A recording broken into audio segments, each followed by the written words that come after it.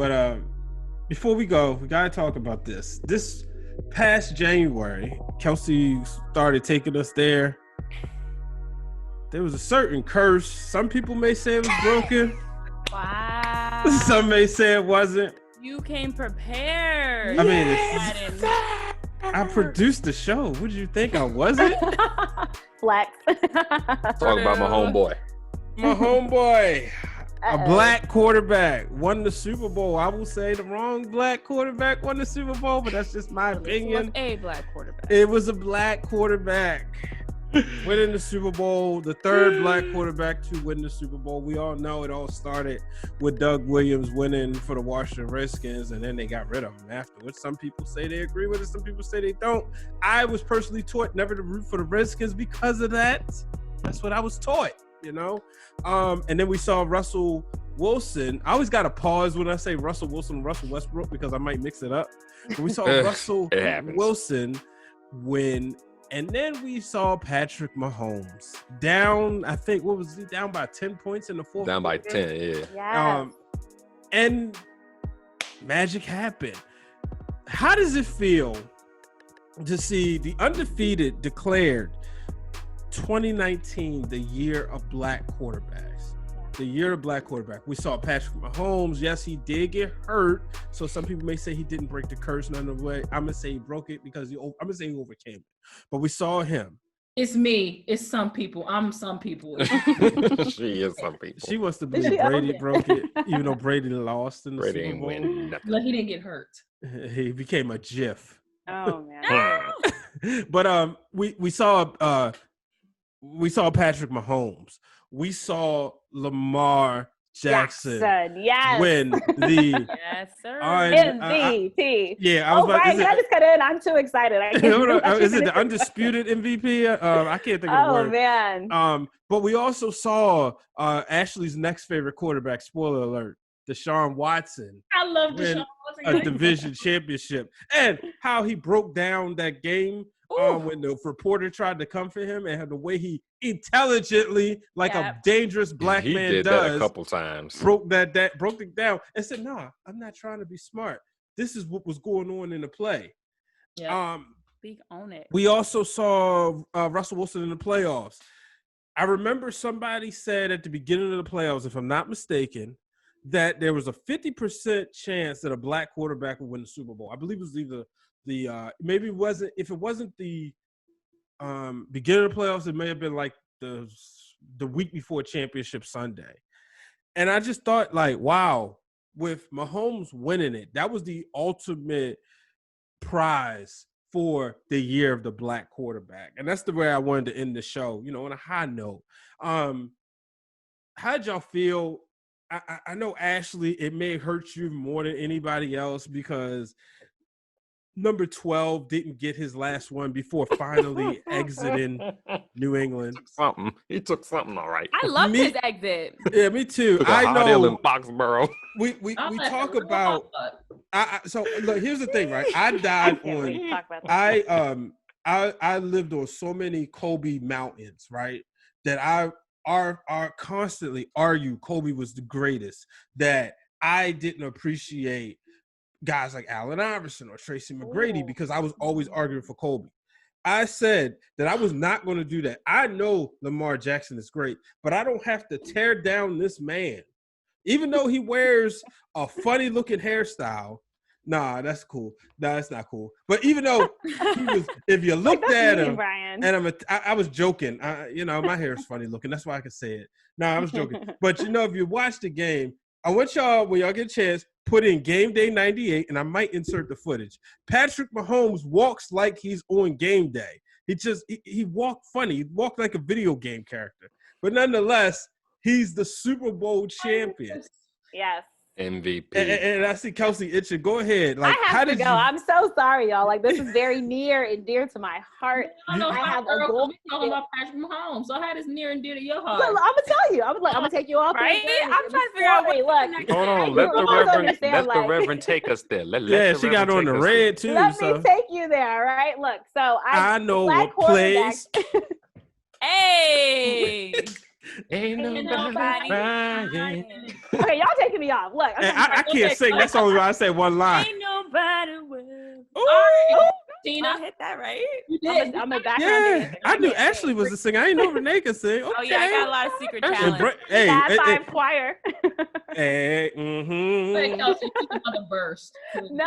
This is, I told you guys. So black quarterback. So one, shout out to my Georgetown student that's working on her capstone paper on the year of the black quarterback, Jordan. But so, okay, black quarterbacks are near and dear to my heart because, of course, as I said earlier, my dad went to Grambling State.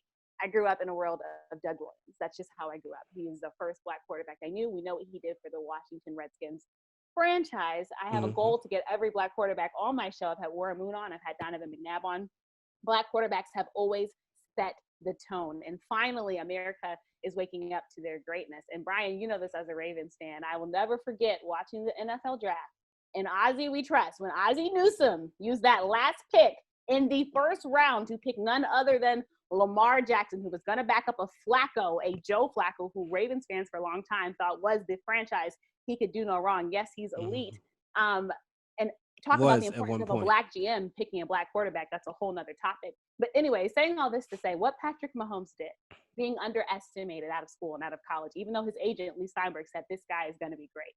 What Lamar Jackson was able to do, and Derrick Henry messed that up because the Ravens should have been in Miami last year, but that's a whole nother conversation as well. But what he was able to do, what Russell Wilson was able to do, being undersized, and look at Russell Wilson's career to get to where he is. Deshaun Watson, Kyler Murray. I mean, Jalen Hurts even. We can insert him into the conversation. I'm not ready to do that yet. Not in terms of greatness, but give him his proper share. Give him his proper share. Okay. The Eagles, so we're going to give him a shot. But I hope so. Black quarterbacks are the future. The NFL always, all the time, every year, they look at their numbers and they're always like, who's going to be the future? Who's the next man up, right? That's why NFL players work so hard. That's why athletes work so hard, because you're working to keep your spot because somebody else is coming for your spot. Black quarterbacks now are the future. Look at the AFC. Hello, Cam Newton. Welcome. Hey. You're entering a great place, right? You have, and think about it. All we're talking about is that week 3 game between who? The Kansas City Chiefs and the Baltimore Ravens, because it's Patrick Mahomes going against Lamar Jackson, 2 young, great quarterbacks who were underestimated. They got a receipt coming this year. And won MVP, and people are vying to be like them. Lamar Jackson, hello, Madden cover.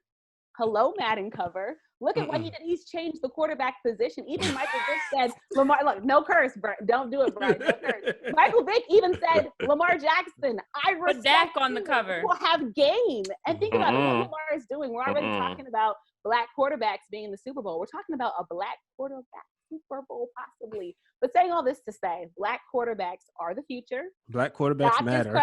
Stop categorizing them just as athletic. They're just as mobile as any other quarterback.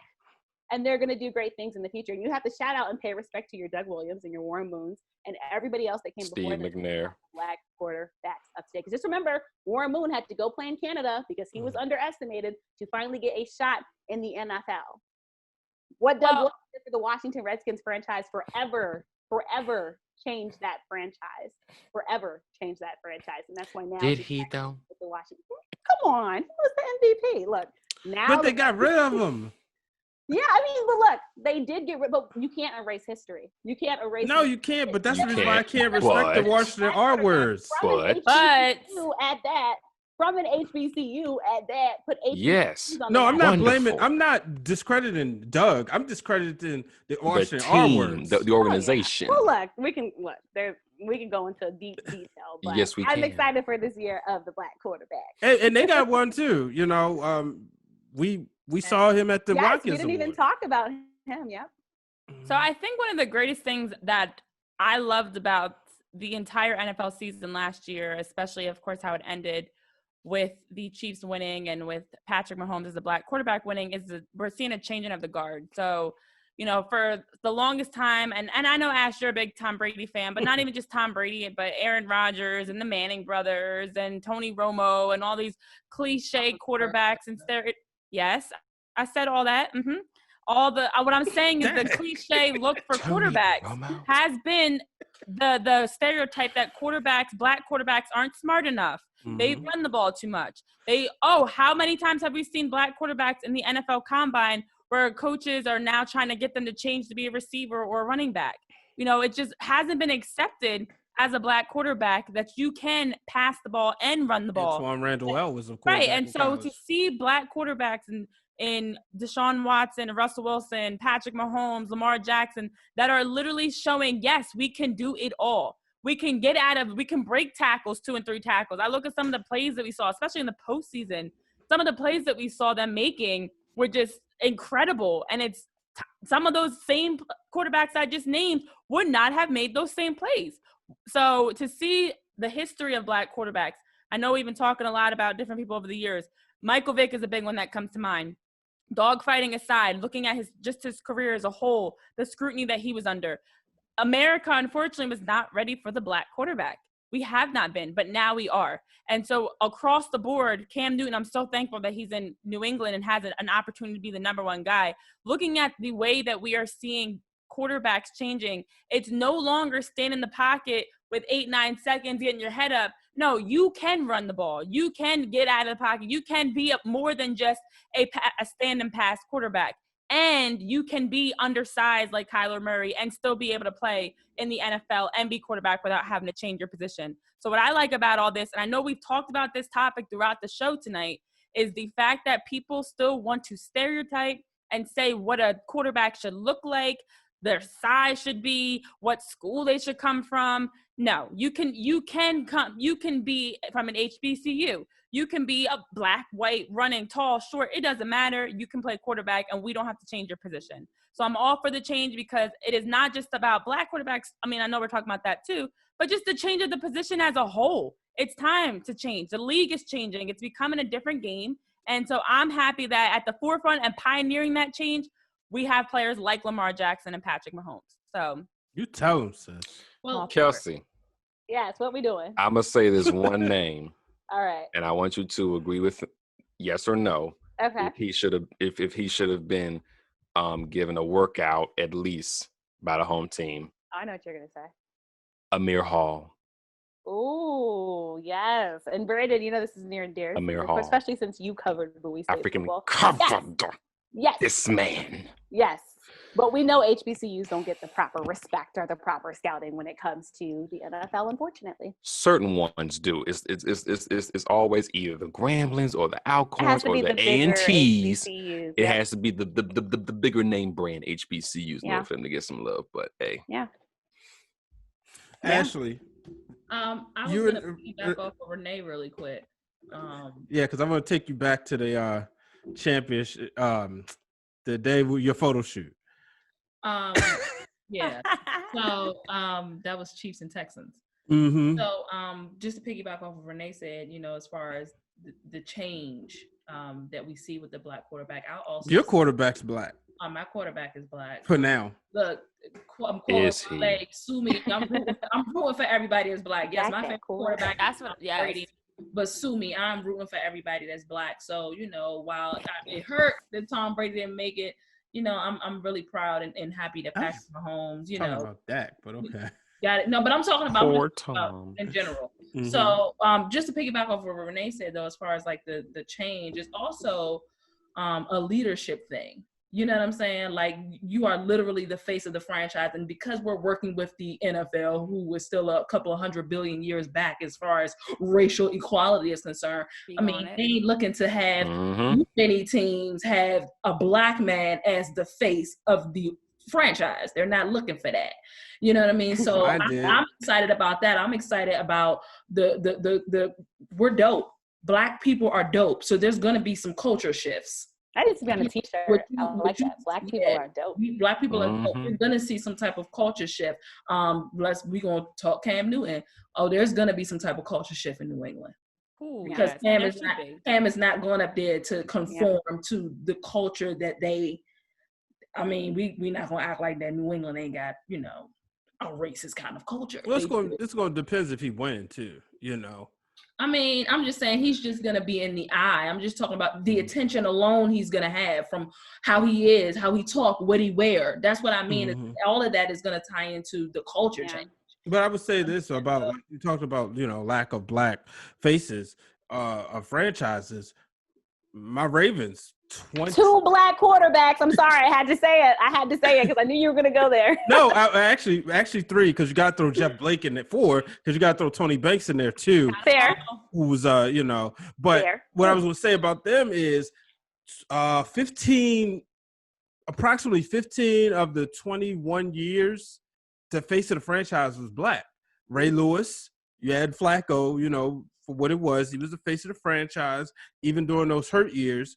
But now it's Lamar Jackson, and that's one of the things I'm definitely proud to see because. And Brian, sorry, can we add in Steve McNair when he played for the Ravens? He wasn't the face though. Not the face, but I'm saying he was a black quarterback. And talk about, we're talking about HBUs. 13-3 at that. Yeah. And look, I still got my McNair jersey. May you rest in peace. But I had to throw that in there. You love some Steve McNair, I see. Brian knows I get Everybody passionate about this stuff. So.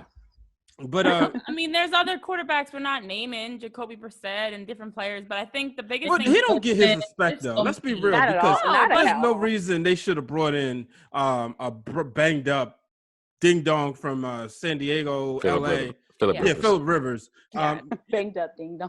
Banged up ding dong. But honestly, even the fact that not only are you the face of the franchise, but the stereotype around the fact that quarterbacks have to have a certain IQ, and there is that assumption that black quarterbacks are not smart enough to know all the plays and know what to and be able to handle all of that. So I love the fact that aside from just the change in terms of play and talent, it's also an idea that we can be smart enough to be quarterback and in general of the offense and run the offense the right way. It shouldn't have to be us just running. We can do more than just run. We can throw too. We can be the quarterback. We can have the right coaching. We can play all positions. You gotta have the right coach. That's one thing I love about John Harbaugh. If you ever sit back and watch his talks with his team, he's been very vocal with all the racial injustices going on. But this isn't new. Harbaugh, when they show like his schedule around the Super Bowl season, you saw that he's a devout Christian. He works at his prayer, his Bible study.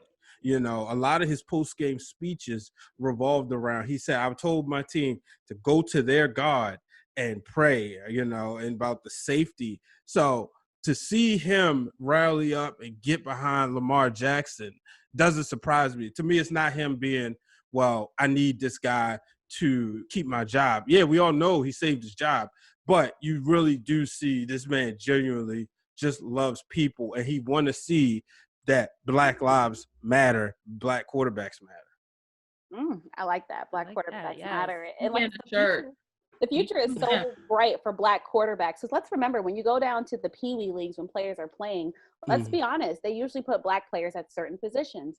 Let's look at defenses. Usually from a young age, if you were African American, they're either going to want to put you on the defense or they'll put you at running back. Maybe wide receiver. So it trickles down. And that's why it's so important to have these people. And this is why not only do I love Lamar because he's a Raven, but Lamar defied all the odds. Everyone said he was not going to make it. He didn't have the IQ. He has to change his position. And mind you, yes, he did struggle a bit when he came in. He had to adjust. But now he was able to lead a franchise to their best record ever. To their best record ever. If that does not, and he still does not get respect. There's still questions around it. And that's what Renee was saying. There's always scrutiny around it. You talked about here in Washington, Dwayne Haskins. I mean, there's always scrutiny that these Black quarterbacks get. And let me be honest, there's some bad quarterbacks in the NFL. All right. Not all of them have melanin like us, and they don't get the same scrutiny. They get this fancy payday to do absolutely nothing but lose. And it's sad. And I think that's why if we switch this conversation over, why it's also so important to have Black journalists telling these stories and covering these stories. Yes, and Black coaches, Black coaches, Black general managers, Black owners. Scouts, and look, I know we've been we're all Black, so obviously we're always advocating and pushing, but it's more, there just needs to be more diversity in general. I know that we've seen all the craziness around the Rooney Rule and all these other things, but more diversity doesn't just mean add 1 or 2 Black people onto your staff. It needs to be more women. It needs to be more like all races, all backgrounds, all perspectives allow you to have a more well-rounded team. So instead of it all being the old white men crew, have more diversity, have some younger guys in there, start having more people of different backgrounds and demographics. It's got to start with the Human Genome Project too. Exactly. Yeah. For those who do not know, and I might have this wrong, but I'll say this, not the Human Genome Project. I'll say it has to do this in science. Don't just use us as guinea pigs. Invite us to the clinical trials so that you can get in a real accurate testing so that you can understand, okay, this drug works on African Americans. This one doesn't. You're giving us drugs that we need to heal, like especially like say the coronavirus. You're giving drugs for that you're only tested white men around the age of 25 to 30. That's not going to work for a Black woman, for a Hispanic woman, for a young Black male.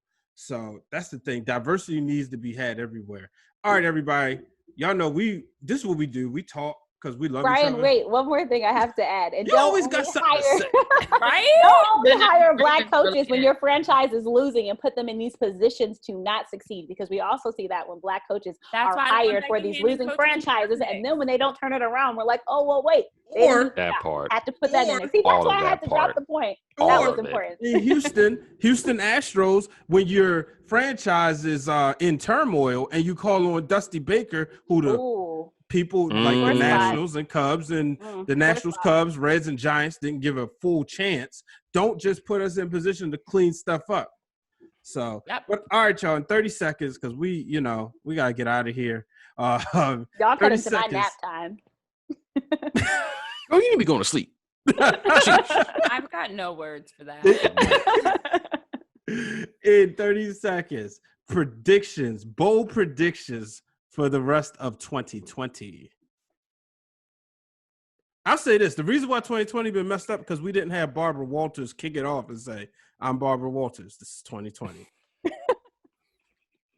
No. You know what? I think it's honestly going to turn around. I think it's going to get better, and you guys need to wear your face mask, keep your hands to yourself, and stay safe. But I do think sports, I really hope that sports gets it right and that we play when it's safe. So, since we're going to go bold, and since this year has been crazy as it is, I think we're going to get the first female head coach in the NBA. I think one of my teams is going to win a championship, if not all of them. And I'm just going to say, because I'm going to speak it into existence, not only is all of our financials going to change, it's just going to be raining money. So, I mean, the year's already been weird as is. Why not just throw that out there too? And I still need my stimulus check if it's going to be raining money. Yeah, like I'm going to need, it might be not literally raining money, but I feel like, something it's about to just start pouring in. I'm feeling an overflow of funds. So, I preach it, sister. I'm going to throw it out in the universe and hope it comes back. Well, I have a bold prediction. Lord. That is, if the NFL restarts, if we play, if it's safe, that's right. I'm going there. I can't look at Ashley. My bold prediction is that the Dallas Cowboys will win the Super Bowl. I don't know how. You're not even winning the NFC East. Listen, okay. No way, no how. Y'all see how they do me? Listen. In the words of Uncle Rob Parker, no way, no how. 2020 has been nuts. It's not far-fetched. It is not far-fetched. 2020. That's why it says gonna rain money. So y'all see the Wizards beat the Blazers in the finals. Not a Wizards ain't winning, but the Wizards would have had a chance if John Wall decided to come back, but he ain't coming back. Ashley, bless your heart. Like they say in church, bless your heart. Positivity. Good luck coming out of the NFC East, because my Eagles will be right there with something to say about it. Lord have mercy. Okay. My bold predictions for 2020. We will have Ravens Chiefs AFC Championship game in Baltimore. Be in Kansas City. It would have been in Baltimore last year, 14-2. I don't know, man. I don't know. Who's coming out of the NFC? Wait, is this like sports predictions or like anything? I just like it could be saying in life. I missed the whole sports thing. Yeah, that's look. Y'all sports people. I mean, we sports people, so that's just what we want to make predictions on. Anything. Mine won't be. How are you going to have a sports show and not have no sports predictions? Like, come on now. More than a journalist, more than a sports journalist. See, I was trying to think big picture. True that. That's facts. I'm going to get my first job before this year's out. I'm going to. You got 6 months, honey. You can do it. Ow. Yes. Brandon's reel's awesome and amazing. Yes, thank you. Check it out. What else? You have, damn. Right? Can I? First of all, I said 30 seconds, and It's you. a long 30 seconds. First of all, I'm not the only one that had more than one. Renee had Right? 3 predictions. Well, she got Renee it. had 3. Rain Monday, Goodness. women coach. Okay, Lakers and then are gonna my win. last I didn't and say that final. one. I was just going to say that Lakers are going to win the I forgot championship. that one. Whoop de But doo. that's a given. There we go. Yeah. All hearts and minds clear. All right, so real quick, my bold prediction is one, we're gonna have another shutdown. Sorry, it's gonna happen. Well, I don't Forgot mind that one. That's not bold. That's inevitable. And 2, you'll see something huge, maybe another show from the All-Star Fab Five. Well, that's news to us, everybody. I know. Wow. Wow. Well, let me check my calendar. I think I'm booked for the next 6 months. Like, Oh, jeez. no, Brian. Hey man, you never know. I mean, That would be awesome. it might be a huge network calling us after this one. Hey, Mm-mm-mm. pray for us, y'all. Pray for us. But all right, y'all. Brandon, can you do it in 30 seconds? Nah. Let people know where it can find you. You can find me on Instagram and Twitter at BWool Media, and look out for a project that I have coming out very soon. Stay All right, Renee. No. At Renee P. Wash on Twitter, at Renee P. Washington on Facebook and Instagram. Check out my website. Everything's Renee P. Washington. I got some good news coming up too, so stay tuned also. Kelsey. Yes, so follow me at The Real K Nelson on Twitter and Instagram, Facebook, Kelsey Nicole Nelson, website, Kelsey Nicole Nelson, and check out Listen In with Kane. And then also I will have big news this month, so stay tuned. And Ashley. I'm going to start off with making sure that you guys follow About Nothing But Sports. That's Sports A&BP as in platform. Yeah, on she Twitter. got it. Yes, I never get it. About Nothing But Sports on Instagram and on Facebook. My personal Twitter, Ashley Baker _21, Ashley N1221 on Instagram, Ashley Baker on Facebook. Make sure I check it out. I have good news coming soon too, so yay. All right, y'all. I got good news that my birthday is next month. Exactly 1 month Cancer and 6 season. days. No, you're not a Cancer, are I'm you? not a Cancer. I'm a Leo. Oh, it's Cancer season. Wow. Exactly, cancer. My news that I'm gonna break right now is that I am taking a break, breaking through the glass ceiling. Will be on break for the month of July, and I'll be back in August. I got some guests lined up, so make sure you stay tuned. So I'm giving everybody a month to catch up on previous episodes and check out some informative guests. Obviously, you got 4 right here. If you're just new to the podcast, go to episode 2 with Kelsey, 3 with Brandon, 4 with Renee, and 5 with Ashley. And then, you can go back to mine and listen to my full story. But yeah, so that's what I'm going to do. I'm going to take a month off, and I think I'm going to put the rest of the show, that might be on hold too. I think I'm going to just take July and For the birthday turn up. We're going on a whole Yeah. sabbatical. Well, I guess I really should do it in August because that's my birthday month, but June was stressful. It was May and June were the it longest. was. I gotta turn up for my months. birthday now. So, yeah. So I'm gonna just take a break and try not to buy any more wrestling belts. I done bought 2 during the quarantine and some side plates and a nameplate for another belt. So. But folks, thank you for tuning in to this episode of Breaking Through the Glass Ceiling. We definitely hope you enjoyed these in-depth conversations. Please make sure you pay attention. Men, keep your hands to yourself. I feel like I'm talking to kindergartners. Do not disrespect our Black sisters or our other Black queens. sisters. Yeah, Black queens or our other sisters in other cultures. Do not be harass holes. Term coined by Adrian Lawrence. Do not be harass holes. Stop harassing women. Stop harassing men. Do not harass people of the LGBTQ community either.